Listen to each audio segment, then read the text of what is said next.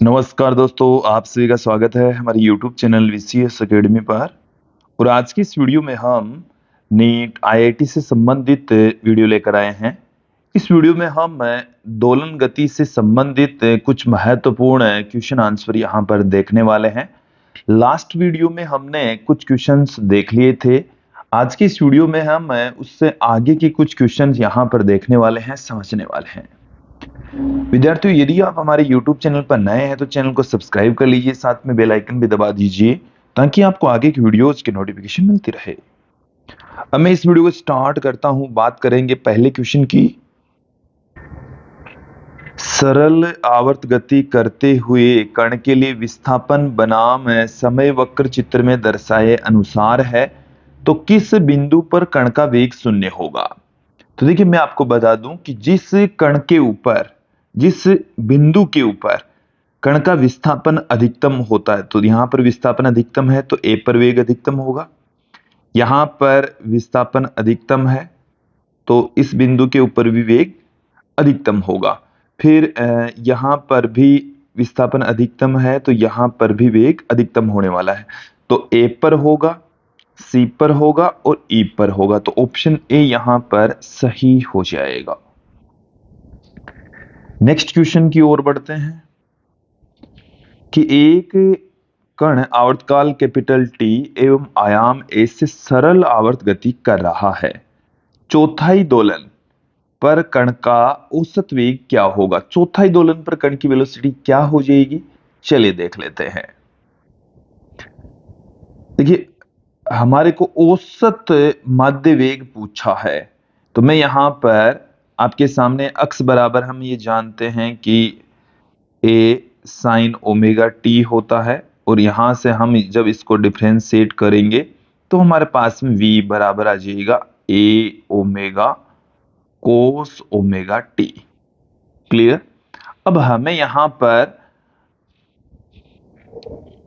0 से लेकर capital T/4 तक v का औसत मान फाइंड आउट करना है। औसत मान देन यहां से हमें क्या मिलने वाला है? औसत का फॉर्मूला v बार बराबर 0 से T/4 v dt अपॉन 0 से T/4 dt बराबर 0 से T/4 a omega cos omega T dt upon T/4। तो यहां से a ओमेगा 4 अपॉन में t, ये आ गया।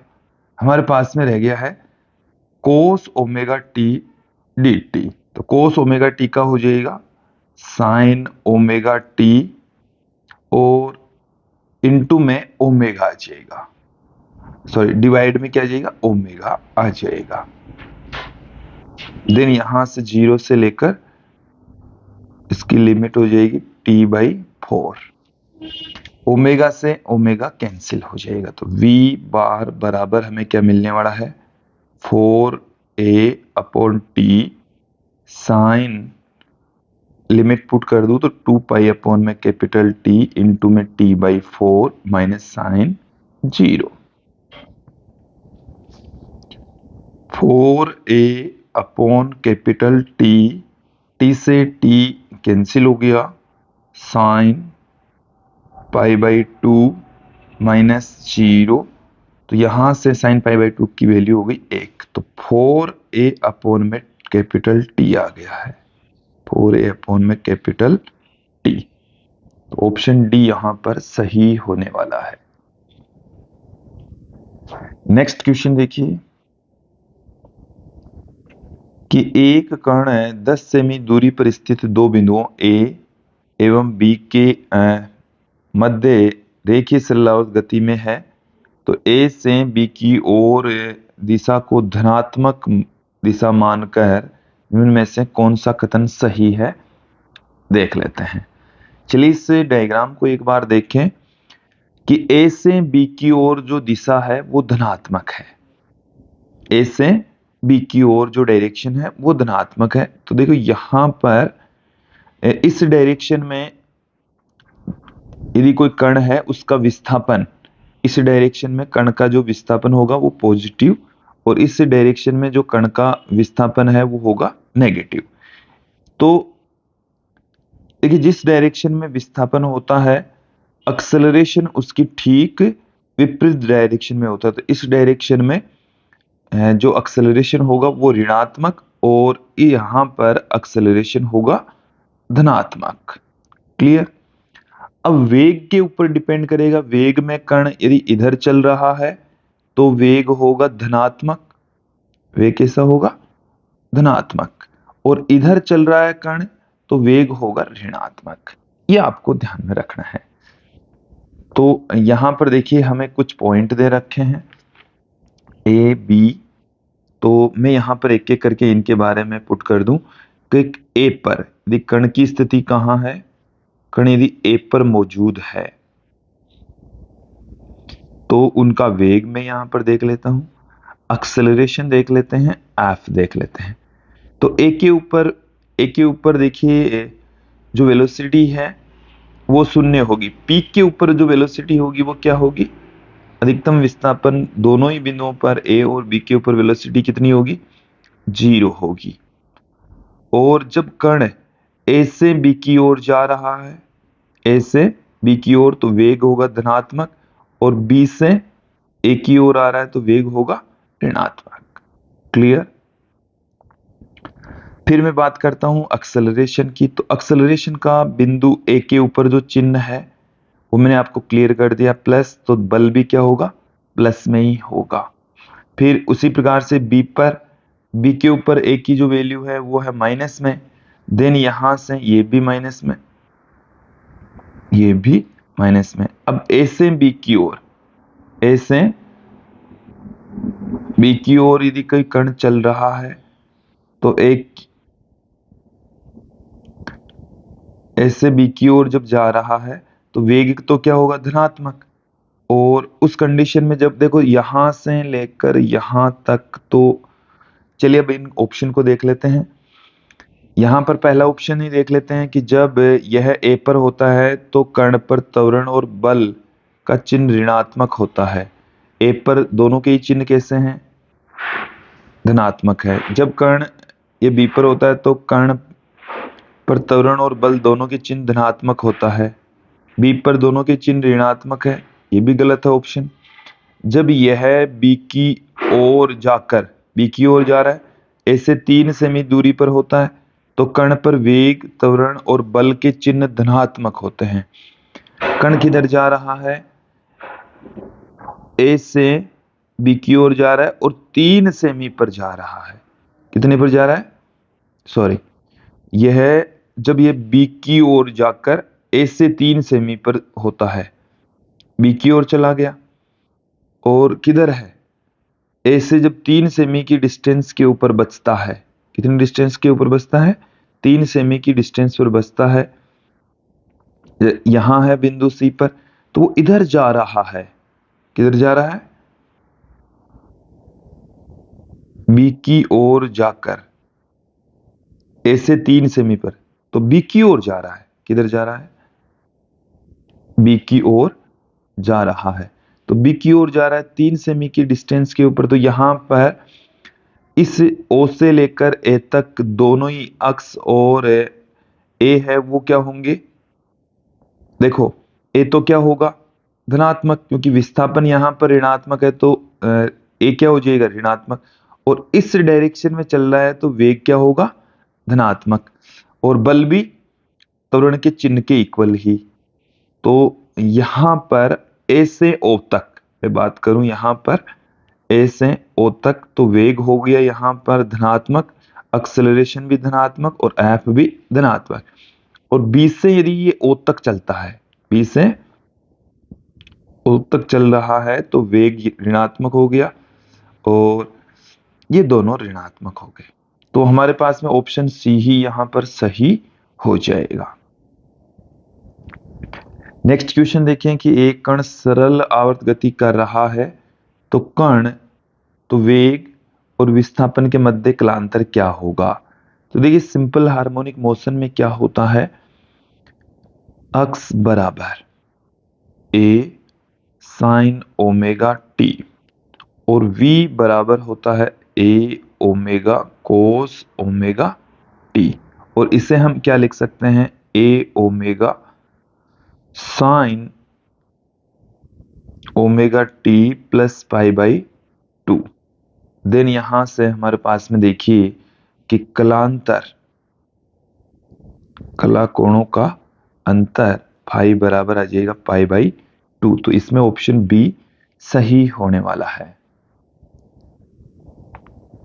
नेक्स्ट क्वेश्चन देखिए कि एक कण सिंपल हार्मोनिक मोशन कर रहा है तो त्वरण और विस्थापन के मध्य कालांतर क्या होगा।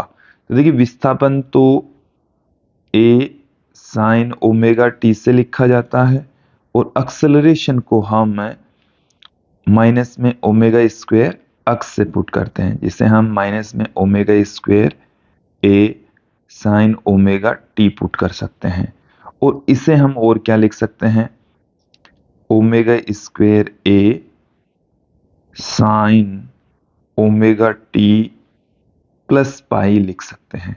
तो इन दोनों के बीच में बात करें कलांतर की, कला कोणों का अंतर, तो ये आ जाएगा पाई। कितना आ जाएगा, पाई का कलांतर होगा। नेक्स्ट क्वेश्चन की ओर बढ़ते हैं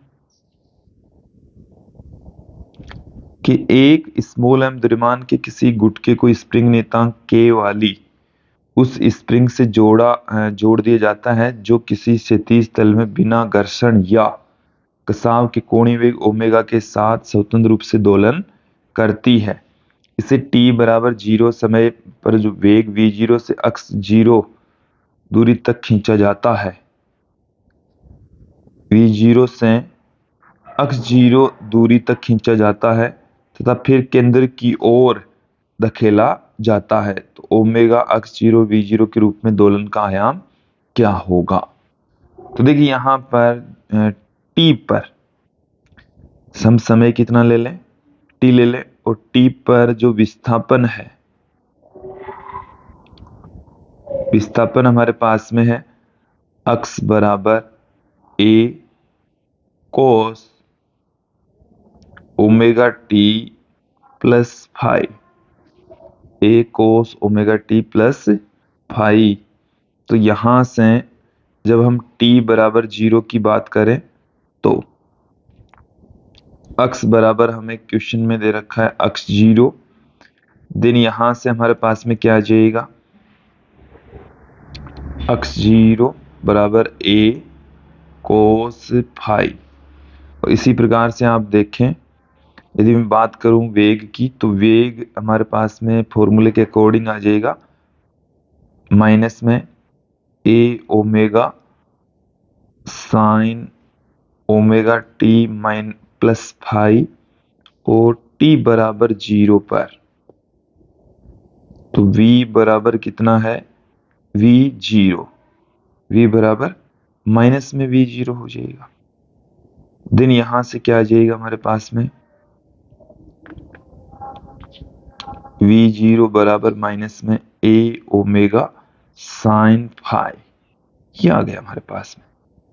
यहां से इस इक्वेशन से अक्स 0 वाली इस इक्वेशन से हम क्या लिख सकते हैं, कोस 5 बराबर अक्स 0 अपॉन में a और साइन 5 बराबर v0 अपॉन में a ओमेगा। देखो यहां से माइनस तो कैंसिल हो जाएगा, दोनों का ही वर्ग करके जोड़ दें, इक्वेशन नंबर 1 और यह इक्वेशन नंबर 2, समीकरण 1 और 2 का वर्ग करके जोड़ने पर, तो cos square 5 plus sine square 5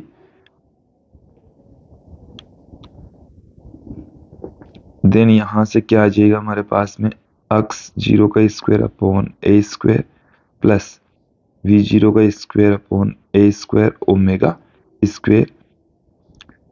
then यहां से हम क्या पुट कर देंगे, ए स्क्वायर बराबर अक्स 0 का स्क्वायर प्लस v0 का स्क्वायर अपॉन ओमेगा स्क्वायर, और a बराबर में यहाँ पर अंडर में आ जाएगा। तो यहाँ पर v0 का square upon omega square, x0 का स्क्वायर, ऑप्शन डी यहाँ पर सही होने वाला है। नेक्स्ट क्वेश्चन देखें कि किसी रेलगाड़ी के इंजन से सिलेंडर हेड में पिस्टन का स्ट्रोक 6 मीटर का है। पिस्टन का स्ट्रोक कितने मीटर का है? 6 मीटर का। तो यदि पिस्टन 200 रेडियन प्रति मिनट की कोणीय आवर्ती से सरल गति करता है तो उसकी अधिकतम चाल कितनी होगी? देखिए हमारे पास में यहाँ पर इस तरीके से एक पिस्टन दे रखा है। सिलेंडर पिस्टन का जो स्ट्रोक है वो यहां से यहां तक दे रखा है। इसमें जो पिस्टन है वो इस तरीके से ये यहां से यहां तक 6 मीटर का है। तो इस तरीके से ये दोलन गति कर रहा है। देन यहां से हमारे पास में क्या आ जाएगा? इसका आयाम हमारे पास में आ जाएगा 3 मीटर। आयाम कितना आ जाएगा? 3 मीटर। अधिकतम जो चाल है v मैक्सिमम है वो होती है a ओमेगा।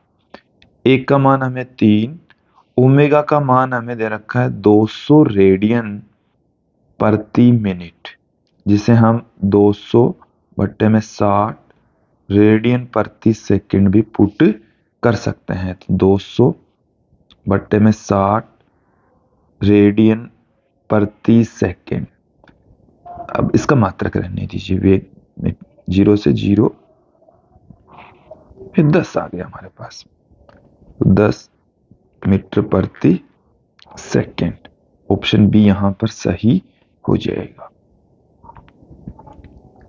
नेक्स्ट क्वेश्चन देखें कि एक कर्ण एसआई मात्रकों में समीकरण x बराबर 5 कोस 2 pi T plus pi by 4 के अनुसार सरल आवर्त गति कर रहा है। t बराबर 1.5 सेकंड पर कण का विस्थापन एवं त्वरण ज्ञात कीजिए। यहां पर आप ध्यान देंगे कि हमें x की जो वैल्यू है वो बता रखी है 5 कोस 2 pi T plus pi by 4।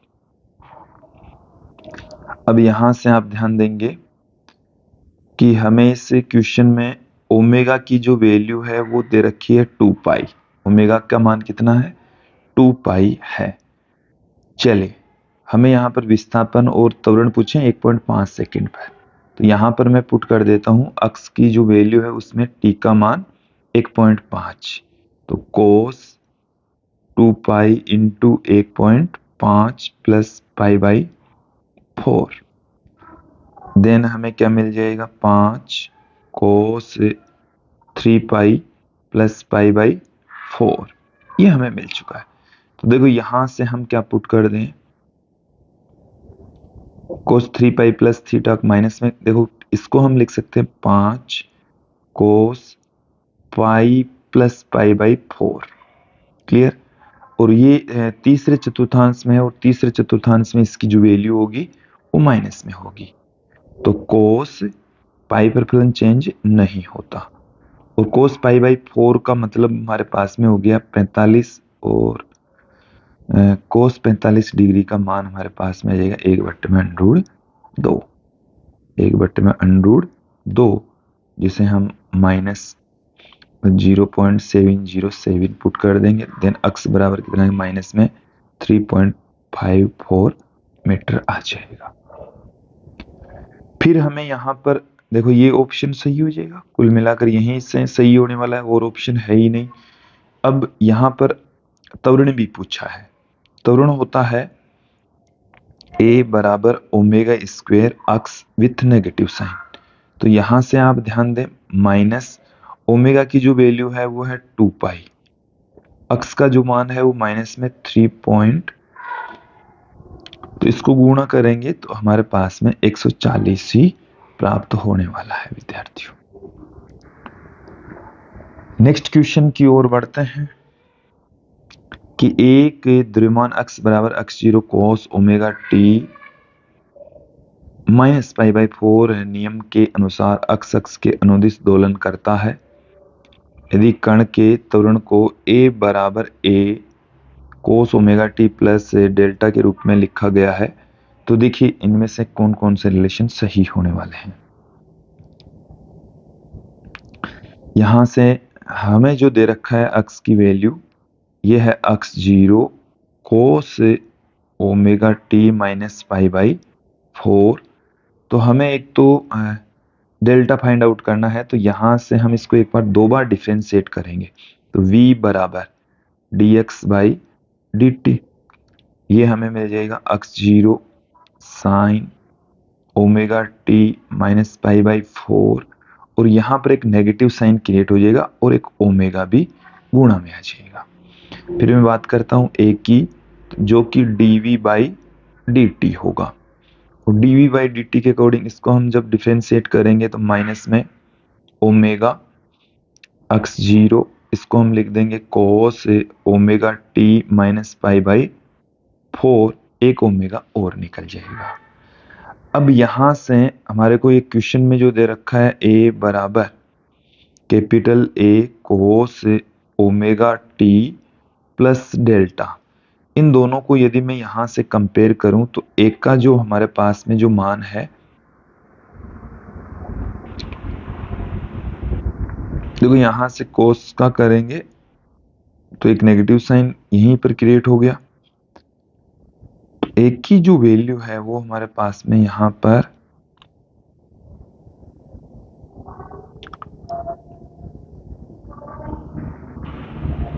पर आ रही है।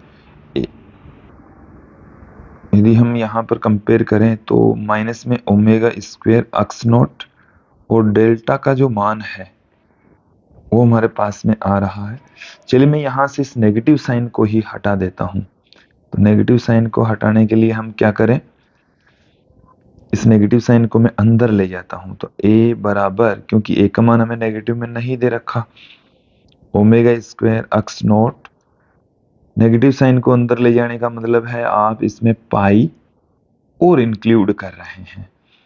तो ओमेगा टी पाई इंक्लूड करेंगे, पाई और जोड़ेंगे इसमें, तो हमें a बराबर मिल गया है ओमेगा स्क्वायर अक्स नॉट, यहां पर कोस आ रहा है, कोस ओमेगा टी, पाई में से π/4 घटा लेंगे तो हमारे पास में 3π/4 आ जाएगा। और इसको हम इससे कंपेयर करें तो एक का मान हमारे पास में आ जाएगा ओमेगा स्क्वायर अक्स नॉट, और डेल्टा का जो मान आ जाएगा वो 3π/4, डेल्टा का मान आ जाएगा 3π/4 और omega square x not. Option A ही यहां पर सही होने वाला है। नेक्स्ट क्वेश्चन की ओर बढ़ते हैं। इस सरल आवर्त गति करते हुए किसी कण का अक्ष बराबर t, अक्ष t पर जो ग्राफ है वो दिखाया गया है। तो t बराबर 4/3 सेकेंड पर कण का त्वरण क्या होगा। तो पहले हमें त्वरण की जो वैल्यू होती है, a बराबर होता है माइनस में ओमेगा स्क्वायर अक्स, तो हम t/4 पर अक्स की वैल्यू फाइंड आउट कर लेते हैं। तो यहां से अक्स बराबर हमारे पास में देखिए क्या होता है, a साइन ओमेगा t, इस वक्र के अकॉर्डिंग मैंने लिखा है, क्योंकि इस वक्र के अकॉर्डिंग अक्स और t के बीच में यही इक्वेशन होगी। तो यहां से मैं पुट कर देता हूं, a का जो मान है वो है 1 साइन ओमेगा की जो वैल्यू है वो है 2π अपॉन में कैपिटल T, और कैपिटल T हमारे पास में यहां पर 8 है।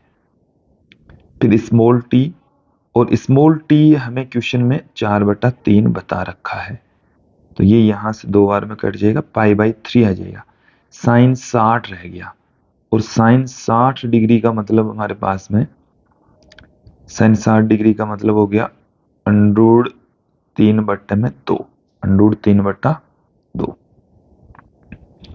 तो एक का मान हमें देखिए कितना मिल रहा है, ओमेगा का मान हमारे पास में है 2π अपॉन t, और t का मान हमारे पास में है 8, तो माइनस में 2π अपॉन t का स्क्वायर इनटू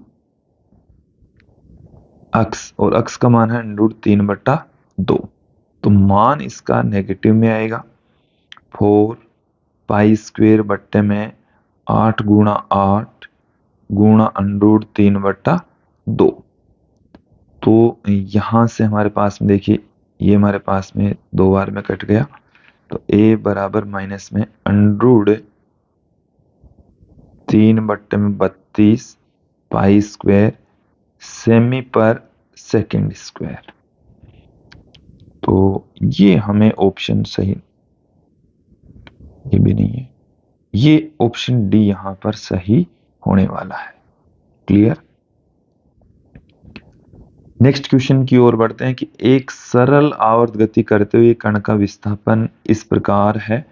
x बराबर 3 sin 2 pi t plus pi by 4, जहां x मीटर में तथा t सेकंड में है, तो कण का आयाम एवं अधिकतम चाल क्या होगी।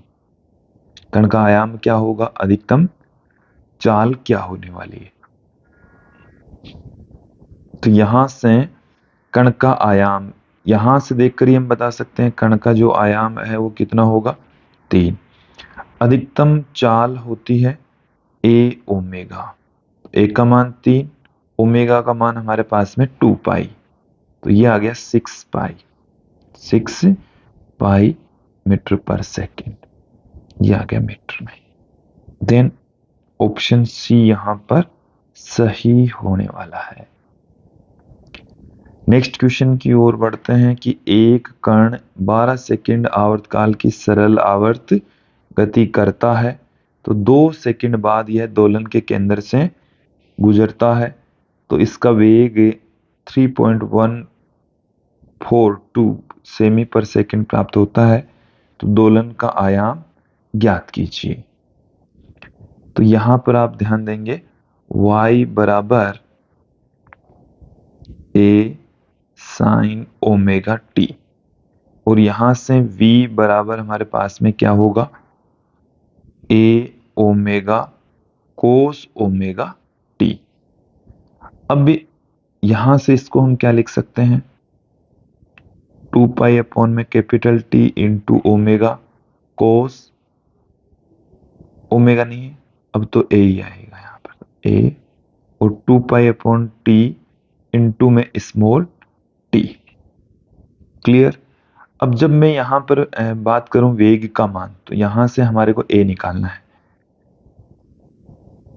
केंद्र से गुजरता है, तो केंद्र से गुजरता है 2 सेकंड के बाद में, तो हम t का मान कितना रख देंगे, 2 रख देंगे, तो v का मान हमारे पास में 3.142, फिर बराबर 2 इंटू 3.142 अपॉन कैपिटल T का मान है 12, a का मान हमारे पास में यहां पर फाइंड आउट करना है, कोस 2 इंटू 3.142 अपॉन कैपिटल T जो कि 12 है।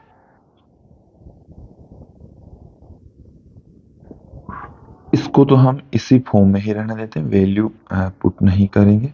देन यहां से 2 पाई कैपिटल T का मान है 12 और स्मॉल t का मान 2, तो ये आ गया हमारे पास में कोस, देखो ये कट गया है और ये यहां पर आ गया पाई बाई 6, तो ये 6 इधर आ गया, 6 बराबर a cos pi by 3, cos pi by 3 का मतलब कोस 60, कोस 60 का मान होता है 1/2, तो 6 बराबर a इंटू 1/2, तो a बराबर कितना आ गया हमारे पास में 12 सेंटीमीटर आ गया। ऑप्शन डी यहां पर सही होने वाला है। नेक्स्ट क्वेश्चन की ओर बढ़ते हैं कि एक कण 5 सेमी के आयाम एवं 0.2 सेकंड के आवर्तकाल से सरल आवर्त गति कर रहा है। जब विस्थापन 5 सेमी हो तो कण के वेग और त्वरण क्या होंगे। चलिए देख लेते हैं। यहां पर आयाम हमें दे रखा है 5 सेंटीमीटर और 0.2 सेकंड के आवर्तकाल से सरल आवर्त गति कर रहा है।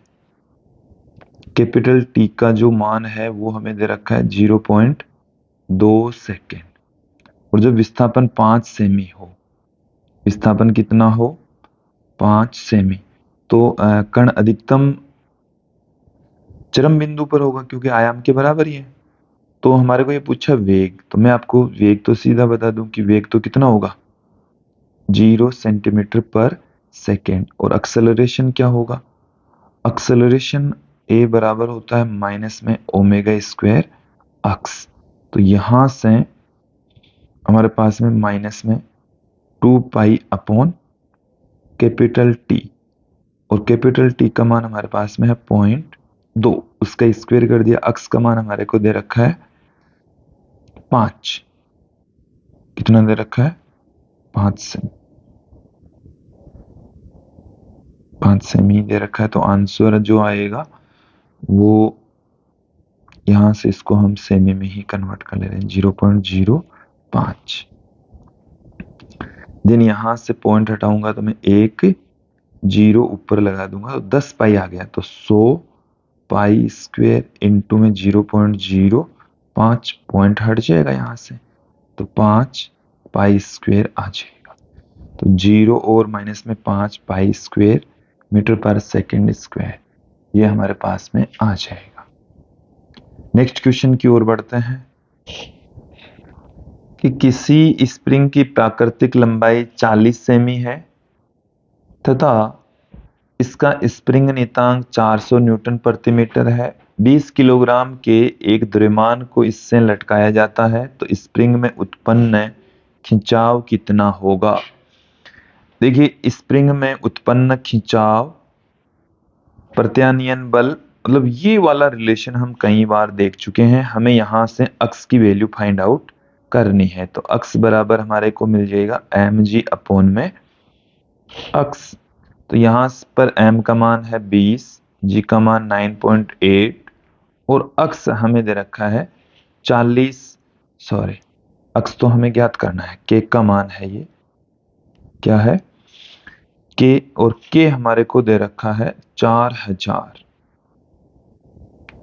दिन यहां से हमें देखिए क्या प्राप्त होने वाला है, एक जीरो से एक जीरो कैंसिल हो गया, 2 का इसमें भाग लगाएंगे तो 200 आ गया, इसमें भाग लगा देंगे तो 4.9 आ गया। 4.9 इंटू 10⁻⁻2 मीटर, जिसे हम क्या लिख सकते हैं 4.9 सेंटीमीटर लिख सकते हैं। ऑप्शन ए यहां पर सही हो जाएगा। नेक्स्ट क्वेश्चन की ओर बढ़ते हैं कि सरल आवर्त गति में अधिकतम स्थितियों पर, जब मैक्सिमम स्थितियां होती है, तो देखिए एक वक्र हमने खींचा था और उस वक्र में हमने देखिए क्या देखा था कि यहां से इस तरीके से वक्र था ऐसे, ये हमारे पास में है अक्स बराबर प्लस में ए और ये है अक्स बराबर माइनस में ए, प्लस ए और माइनस में ए है। अब यहां से आप देखेंगे कि ये जो वक्र आप देख रहे हैं ये स्थितिज ऊर्जा का है और ये गतिज ऊर्जा का है। तो गतिज ऊर्जा चरम बिंदुओं के ऊपर 0 और स्थितिज ऊर्जा अधिकतम होती है। तो गतिज ऊर्जा क्या होती है न्यूनतम, और स्थितिज ऊर्जा क्या होती है अधिकतम होती है। तो यहाँ पर गतिज ऊर्जा तो होगी न्यूनतम और स्थितिज ऊर्जा होगी अधिकतम। ऑप्शन ए ही यहाँ पर सही हो जाएगा। क्लियर। नेक्स्ट क्वेश्चन की ओर बढ़ते हैं कि सरल आवर्त दोलक की कुल ऊर्जा किसके समानुपाती होती है। ये सरल आवर्ती दोलक की जो टोटल एनर्जी होती है E बराबर 1/2 M A square omega square ये होती है। तो ये जो ऊर्जा है वो आयाम के वर्ग के समानुपाती होती है। तो ऑप्शन बी यहां पर सही हो जाएगा। नेक्स्ट क्वेश्चन की ओर बढ़ते हैं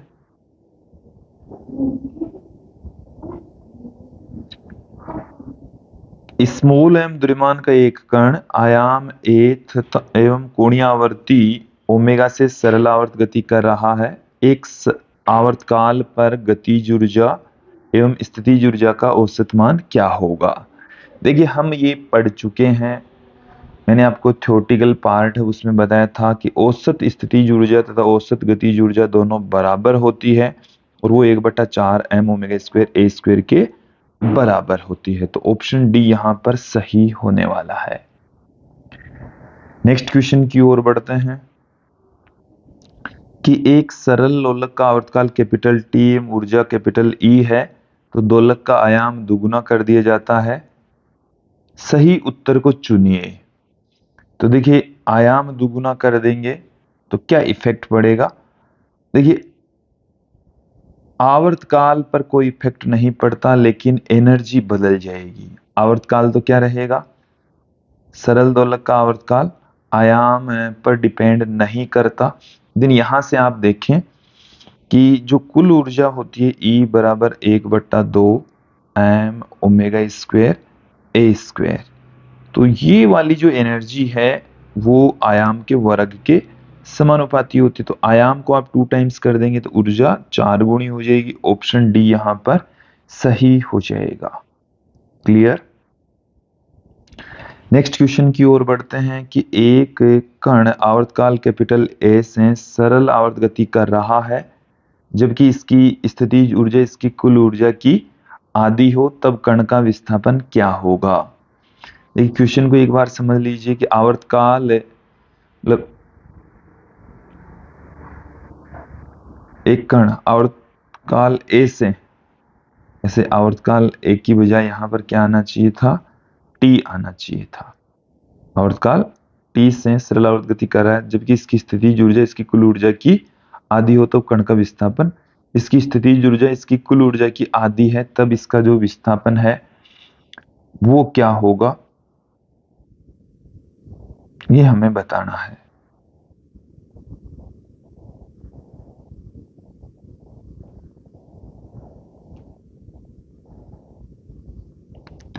ये जो क्वेश्चन है इसमें थोड़ी सी प्रिंटिंग मिस्टेक है, इसको थोड़ा हम सुधार लेते हैं।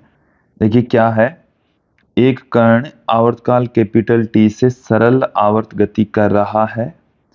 उसके पश्चात इस क्वेश्चन को समझें कि बाद में ये पूरा का पूरा ही गलत है। मैं आपको क्लियर कर देता हूं। फिर हमारे को पूछा है कि वह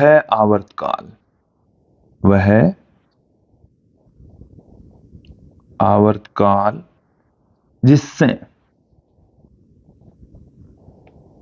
गतिज ऊर्जा दोलन करती है, गतिज ऊर्जा दोलन करती है। मैं आपको बता दूं कि गतिज ऊर्जा और स्थितिज ऊर्जा की आवर्ती सिंपल हार्मोनिक मोशन की आवर्ती से दुगुनी, आवर्ती तो क्या होती है इनकी? आवर्ती तो सिंपल हार्मोनिक मोशन की दुगुनी होती है। तो आवर्ती दुगुनी हो जाएगी तो आवर्तकाल क्या हो जाएगा? आधा हो जाएगा। तो T/2 से आएगा। यहां पर गतिज ऊर्जा के स्थान पर स्थितिज ऊर्जा भी आ सकता है। ये हमने थ्योरेटिकल पार्ट में पढ़ लिया था कि गतिज ऊर्जा है वो भी एक तरीके से दोलन करती है, स्थितिज ऊर्जा भी दोलन करती है, और उनकी आवर्ती सिंपल हार्मोनिक मोशन में जो आवर्ती होती है, कण की जो आवर्ती होती है उसकी दुगनी होती है। तो आवर्तकाल उसका आधा हो जाएगा।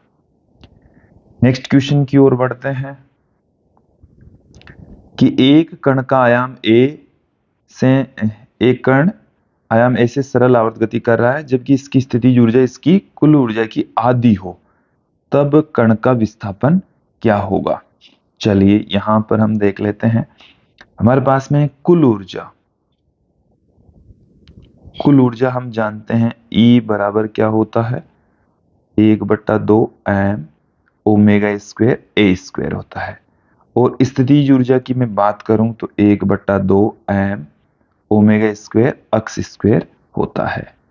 अब हमारे को ये पूछा है कि इसकी स्थितिज ऊर्जा कुल ऊर्जा की आधी है, तो स्थितिज ऊर्जा हमें कुल ऊर्जा की आधी दे रखी है, तब अक्स का मान ज्ञात करना है। तो यू का मान हमारे पास में है 1/2 m ओमेगा स्क्वायर अक्स स्क्वायर बराबर 1/2 ई का मान 1/2 एम ओमेगा स्क्वायर ए स्क्वायर। तो 1/2 एम ओमेगा स्क्वायर से ओमेगा स्क्वायर ये कैंसिल हो ही गया, अक्स बराबर ए बट्टे में √2 आ जाएगा। तो ऑप्शन ए यहां पर सही हो जाएगा। ऑप्शन ए यहां पर सही होने वाला है। नेक्स्ट क्वेश्चन देखें कि एक स्मॉल एम द्रव्यमान का गुटका स्प्रिंग नियतांक के की स्प्रिंग से ऊर्ध्वाधर रूप से लटक रहा है। यदि द्रव्यमान को ऊर्ध्वाधर रूप से दोलन कराया जाता है तो इसकी कुल ऊर्जा क्या होगी। देखिए कि एक स्मॉल एम द्रव्यमान का गुटका स्प्रिंग नियतांक के की स्प्रिंग से ऊर्ध्वाधर रूप से लटक रहा है। यदि द्रव्यमान को ऊर्ध्वाधर रूप से दोलन कराया जाता है तो इसकी कुल ऊर्जा सभी स्थितियों के ऊपर क्या रहेगी, सेम रहेगी, क्योंकि सिंपल हार्मोनिक मोशन के अंदर कुल ऊर्जा नियत रहती है, तो सभी स्थितियों के ऊपर कांस्टेंट रहेगी। तो ऑप्शन डी यहां पर सही होने वाला है। नेक्स्ट क्वेश्चन की हम बात करते हैं कि एन आवर्ती की सरल आवर्त गति की गतिज ऊर्जा के परिवर्तन की आवृत्ति क्या होगी।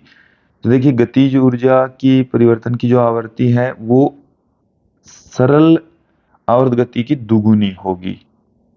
सरल आवर्त गति में जो आवृत्ति उसकी 2 टाइम्स होने वाली है, तो 2n हो जाएगी यहां से। ऑप्शन ए ही यहां पर सही हो जाएगा। नेक्स्ट क्वेश्चन की ओर बढ़ते हैं कि सरल आवर्त गति करते हुए कण के लिए विस्थापन अक्स बराबर a cos ओमेगा t द्वारा दिया गया है। तो उस ग्राफ को पहचानिए जो समय कैपिटल T एवं विस्थापन अक्स के फलन के रूप में स्थितिज ऊर्जा का ग्राफ हमें दिखाया गया है। चलिए एक बार हम देख लेते हैं कि उस ग्राफ को पहचानिए जो समय t और विस्थापन अक्स के फलन के रूप में स्थितिज ऊर्जा को व्यक्त करता है।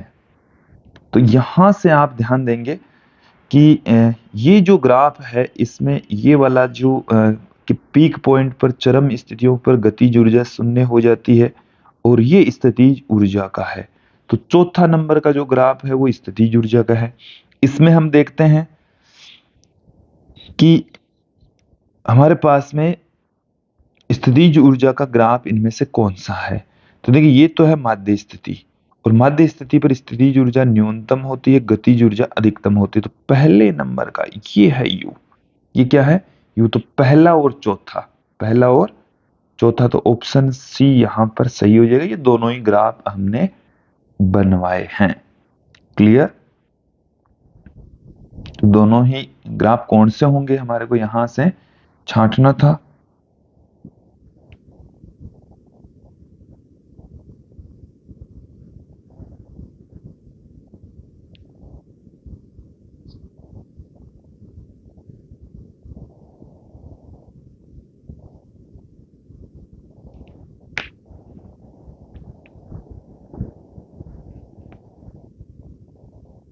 एक बार हमें इस इक्वेशन को जरूर देखना होगा कि अक्स बराबर हमें a cos ओमेगा t दे रखा है। तो a cos ओमेगा t के अकॉर्डिंग स्थितिज ऊर्जा का फॉर्मूला हमारे पास में होता है u बराबर 1/2 m ओमेगा स्क्वायर अक्स स्क्वायर। तो इसके अकॉर्डिंग है हमारे पास में जो स्थितिज ऊर्जा है वो निकल कर आ रही है a square cos square omega t। Cos square omega t के अकॉर्डिंग, क्योंकि यदि हम अक्स बराबर a साइन ओमेगा t लेते हैं तब तो जो स्थितिज ऊर्जा का वक्र है वो ये वाला होता है, लेकिन यहां पर हमें साइन की बजाय क्या दे रखा है, कोस दे रखा है। तो यहां से जीरो पर जो वक्र है वो यहां से स्टार्ट होने वाला है, क्योंकि जीरो पर स्थितिज ऊर्जा, यहां पर देखें t बराबर 0 पर भी इसकी जो वैल्यू है ये तो हो जाएगा 1, स्थितिज ऊर्जा इतनी होगी। तो अधिकतम से इसका स्टार्टिंग होगी, तो u का ये वक्र होगा। तो सेकंड और फोर्थ ऑप्शन डी यहां पर सही हो जाएगा। नेक्स्ट क्वेश्चन की ओर बढ़ते हैं कि जब सरल आवर्त गति करते हुए किसी कण का विस्थापन उसके आयाम का 1/4 हो तो कुल ऊर्जा का कितना अंश गतिज ऊर्जा होगा। यहां पर चलिए हम देख लेते हैं, हमारे पास में गतिज ऊर्जा का फॉर्मूला क्या होता है 1/2 m omega M V square होता है, ठीक है। और वी स्क्वायर की जगह हम क्या पुट कर सकते हैं, 1/2। देन यहां से वी स्क्वायर की जगह हम क्या पुट कर सकते हैं, वी स्क्वायर की जगह हम लिख सकते हैं ओमेगा स्क्वायर इंटू में ए स्क्वायर माइनस ओमेगा स्क्वायर।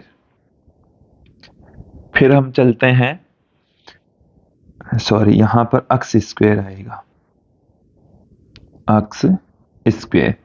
तो मैं यहां पर अक्स बराबर a/4 पर गतिज ऊर्जा निकाल लेता हूं।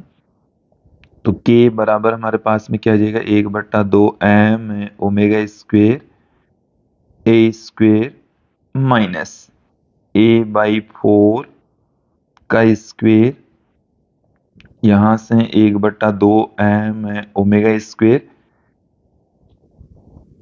तो देखिए यहां से हमारे पास में क्या निकल कर आने वाला है, 15/16 ए स्क्वायर निकल कर आने वाला है।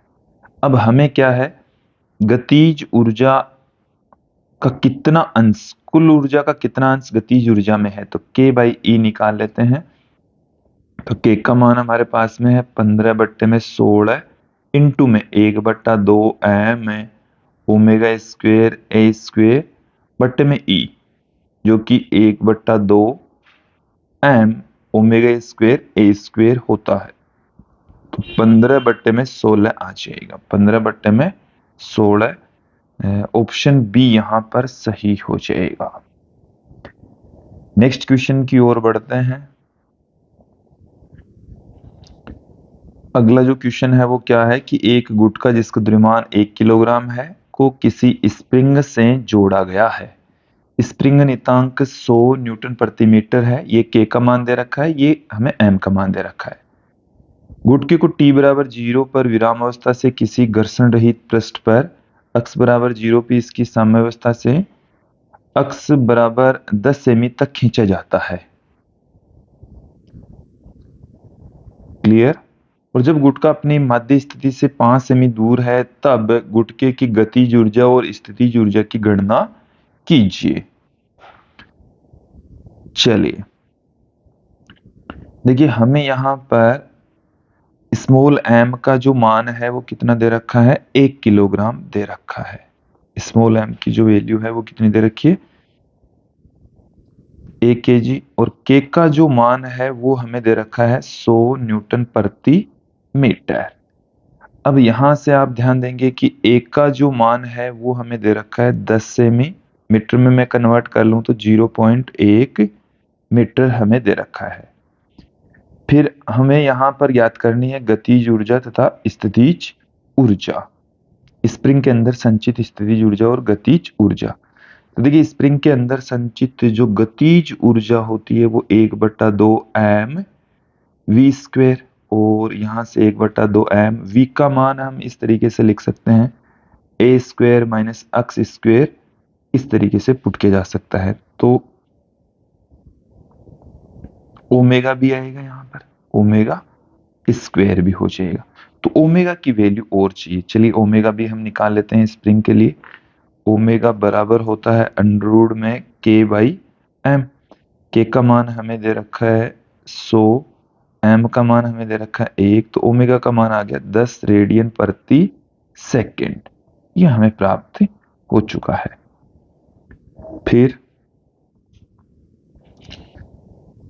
चलिए एक एक करके इनकी वैल्यू निकाल लेते हैं, यहां से पुट कर देंगे इनका मान। 1/2 m का मान हमें दे रखा है 1, फिर ए स्क्वायर, ए का मान हमें दे रखा है 0.1, तो 0.1 का स्क्वायर माइनस 5 सेमी पर तो 0.05 का स्क्वायर इंटू ओमेगा स्क्वायर, तो ये आ गया 10 का स्क्वायर। और यहां से जब हम कैलकुलेट करेंगे तो हमें देखिए क्या क्या मिलने वाला है।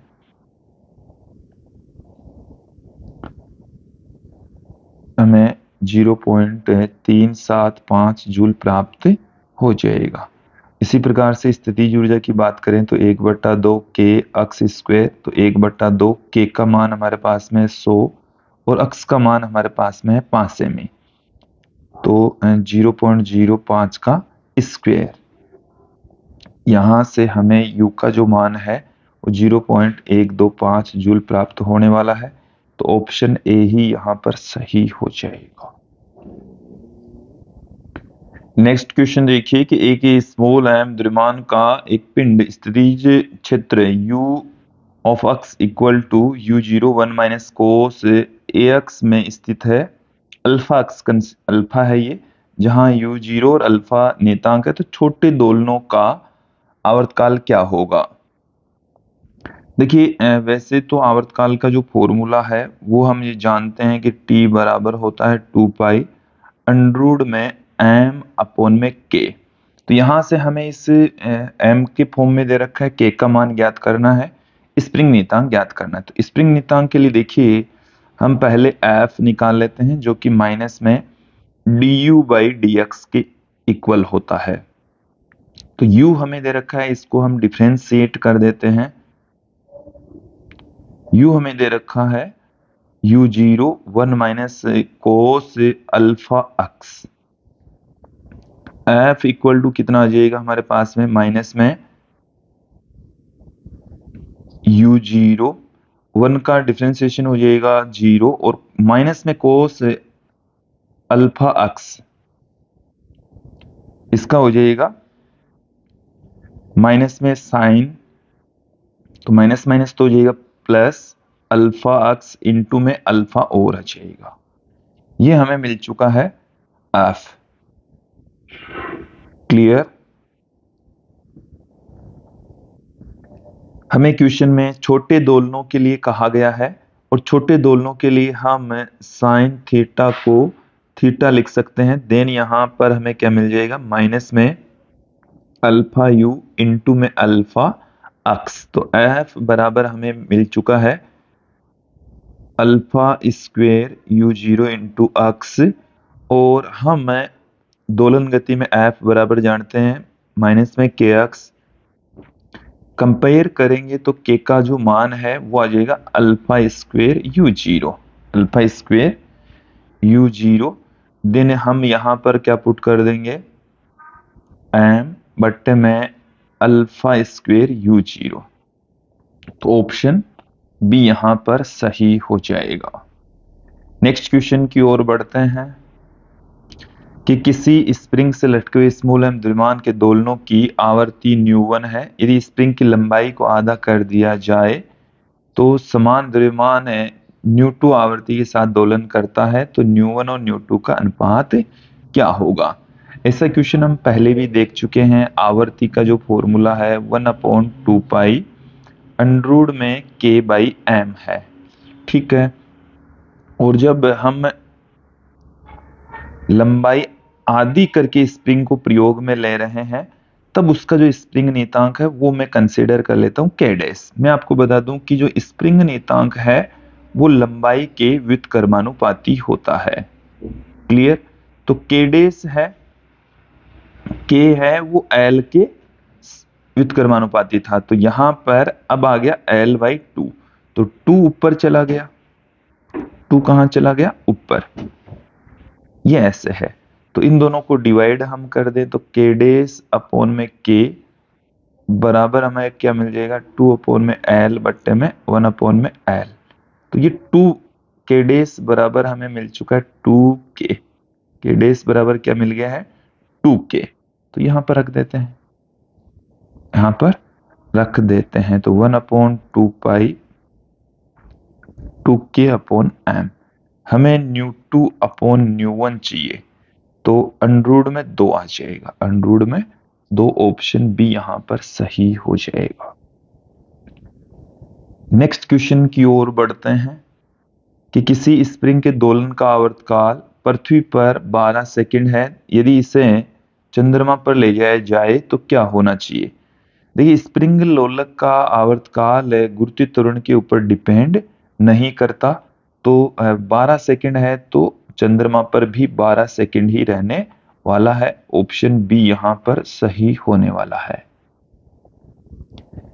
नेक्स्ट क्वेश्चन की ओर बढ़ते हैं कि किसी 5 किलोग्राम के पट्टे को 500 न्यूटन प्रति मीटर स्प्रिंग नियतांक वाली स्प्रिंग से जोड़ा जाता है।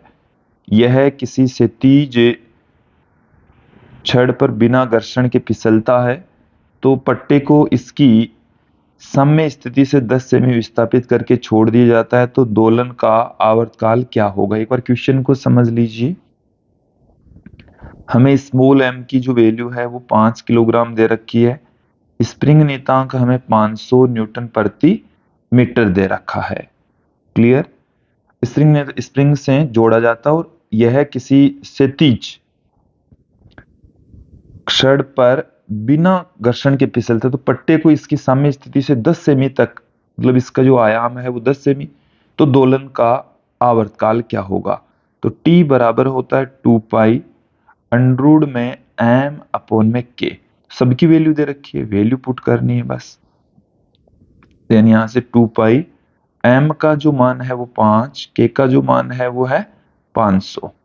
तो यहां से आ गया 2 पाई बट्टे में 10, यहां से आ गया पाई बट्टे में 5 second, pi by 5 second. Option A यहां पर सही हो जाएगा। नेक्स्ट क्वेश्चन की ओर बढ़ते हैं कि प्रश्न संख्या 64 में कॉलर का अधिकतम त्वरण क्या है। इसी क्वेश्चन के अंदर हमें यहां पर ये पूछा है कि अधिकतम त्वरण क्या होगा। तो देखिए अधिकतम त्वरण होता है ए मैक्सिमम बराबर ओमेगा स्क्वायर ए के इक्वल, और ओमेगा का जो मान होता है वो अंडररूट में के बाई एम होता है। तो ये आ गया के बट्टे में एम इंटू में ए। यहां पर इन सब की वैल्यू पुट कर देते हैं। के का मान 500, एम का मान 5 और ए का मान, क्वेश्चन की ओर लौटते हैं, 10 सेमी। तो 10 सेमी को हम क्या लिख दें, 0.1 मीटर लिख दें। तो यहां से पॉइंट हट जाएगा, 5 का भाग लगाएंगे तो 10 आ जाएगा, 10 मीटर पर सेकेंड स्क्वायर। ये हमें ए मैक्सिमम प्राप्त हो जाएगा। स्प्रिंग नियतांक के वाले किसी स्प्रिंग से जुड़ा हुआ 20 ग्राम द्रव्यमान का एक पिंड 5 पौन पाई हर्ट्ज आवृत्ति से सरल आवर्त गति करता है तो स्प्रिंग नियतांक का मान क्या होगा। देखिए हम एक फॉर्मूला जानते हैं आवर्ती का, न्यू बराबर 1/2 पाई अंडरूट में के बाई एम। तो यहां से हम के की वैल्यू निकाल लेते हैं, स्क्वायर कर लेते हैं। तो न्यू स्क्वायर बराबर 4 पाई स्क्वायर के बाई एम। तो यहां से के बराबर आ गया 4 pi square M into nu square. सबकी वैल्यू यहां पर मैं पुट कर देता हूं, 4 पाई स्क्वायर एम का जो मान है वो हमें दे रखा है 20 ग्राम। तो 20 गुणा 10 की घात -3, और न्यू का जो हमें मान है वो दे रखा है 5 बट्टे में पाई। तो 5 बट्टे में पाई का भी स्क्वायर हो जाएगा। तो 5 बट्टे में पाई का स्क्वायर। तो यहां से पाई स्क्वायर कैंसिल हो जाएगा। फिर 5 को 5 से गुणा करेंगे तो 25, ये 25 हो गया। 25 को 4 से गुणा करेंगे 100, 100 को 0 से गुणा करेंगे 1000, 1000 को इससे काट देंगे तो के का जो मान है वो 2 न्यूटन प्रति मीटर प्राप्त हो जाएगा। ऑप्शन सी यहां पर सही होने वाला है। नेक्स्ट क्वेश्चन की ओर बढ़ते हैं कि समान द्रव्यमान स्मॉल एम के दो गुटकों को चित्रानुसार स्प्रिंग नियतांक के की स्प्रिंग से जोड़ा गया है। यदि गुटके को विपरीत दिशा में थोड़ा सा खिसका कर छोड़ दिया जाए तो वे सरल आवर्त गति करेंगे। दोलन का आवर्तकाल क्या होगा। यहाँ पर आप देख रहे हैं कि दोनों ही जो पिंड है वो एक ही स्प्रिंग से जुड़े हुए हैं। तब इनका जो आवर्तकाल है इसका फॉर्मूले के बारे में भी हमने चर्चा की थी। टी बराबर 2 पाई अंडरूट में म्यू अपॉन में के। ये जो म्यू है वो उनका समानित द्रव्यमान होता है, समानित द्रव्यमान, जो कि यहां पर क्या हो जाएगा, m1 m2 बट्टे में m1 प्लस m2। m का जो मान है m इंटू m बट्टे में m प्लस m। तो यहां से m इंटू m बट्टे में आ गया 2m। तो म्यू की वैल्यू यहां पर मैं पुट कर देता हूं तो 2 पाई अंडरूट में m अपॉन में 2k। तो यहां से ऑप्शन बी सही हो जाएगा। नेक्स्ट क्वेश्चन की ओर बढ़ते हैं कि एक वी आयतन के वायु कक्ष के गर्दन के अनुप्रस्थ काट का क्षेत्रफल a और जिसमें स्मॉल m द्रव्यमान की एक गेंद ठीक फिट हो जाती है तथा यह बिना घर्षण के ऊपर एवं नीचे गति करती है, तो गेंद का व्यास कक्ष की गर्दन के व्यास के बराबर है, तो गेंद को थोड़ा सा दबाकर छोड़ा जाता है यदि वायु का प्रत्यास्थता गुणांक b है, और गेंद के दोलन का आवर्तकाल क्या हो जाएगा। अब यहां पर आप देखें कि आयतन प्रत्यास्थता गुणांक b बराबर हम जानते हैं F अपॉन में a upon delta v upon में v, ये सब कुछ हम जानते हैं। और यहां से हमें इस क्वेश्चन के अंदर जो आयतन में परिवर्तन है उसको हम देखिए किस तरीके से पुट कर सकते हैं कि जैसे मान लीजिए कि जो गेंद है वो अक्ष दूरी तक ऊपर नीचे गति करती है, तो यहां से आयतन में जो परिवर्तन होगा डेल्टा v वो a इंटू अक्ष हो जाएगा। तो मैं यहां पर a इंटू अक्ष इसकी जगह पुट कर देता हूं। देन हमें क्या मिल जाएगा, माइनस में F अपॉन में a इंटू अक्ष बट्टे में v। तो देखिए हमें यहां से क्या मिलने वाला है, F की टर्म्स में मैं इसको पुट कर देता हूं। तो F बराबर माइनस में b a square x minus में b a square x upon में v। और मैं इसको कंपेयर करता हूं दोलन गति के अवकल समीकरण से, जो कि F बराबर माइनस में k अक्स या प्रत्यानयन बल के रूप में हम लिख रहे हैं। तो यहां से हमें k बराबर कितना मिल गया है, b a square upon v मिल गया है। और देखिए हमें यहाँ पर आवर्तकाल पूछा है, तो t बराबर होता है 2 पाई अंडर में m बाई k। तो m k का जो मान है वो है b a स्क्वायर v, तो M V upon B A square root में है, तो ऑप्शन डी यहां पर सही होने वाला है। नेक्स्ट क्वेश्चन की ओर बढ़ते हैं। अगला जो क्वेश्चन है देखिए क्या है कि एक स्प्रिंग तुला में ऐसा पैमाना लगा है जो 0 से 50 किलोग्राम तक पड़ता है। पैमाने की लंबाई 20 सेमी है और एक स्मॉल एम द्रव्यमान का गुटका इस तुले से लटकाया जाता है। जब इसे विस्थापित करके छोड़ दिया जाता है तो वह 0.5 सेकंड से दोलन करने लगता है। तो एम का जो मान है वो क्या होगा। देखिए इस क्वेश्चन के अंदर हमें ये बता रखा है कि जो द्रव्यमान है वो 50 किलोग्राम तक पड़ता है। तो यहां से F बराबर हम निकालेंगे m इंटू जी। m हमें 50 दे रखा है और g मैं यहां पर 10 लेकर चलूंगा, क्वेश्चन में 10 दे रखा है। देन यहां पर F का मान आ गया है 500 न्यूटन। तो यहां से मैं स्प्रिंग नियतांक निकाल लेता हूं, F बट्टे में अक्ष 500।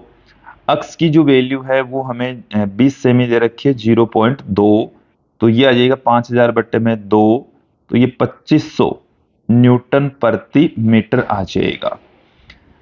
तो यहां से देखिए हम आवर्तकाल का फॉर्मूला क्या जानते हैं, T बराबर 2 पाई अंडर में m अपॉन में k।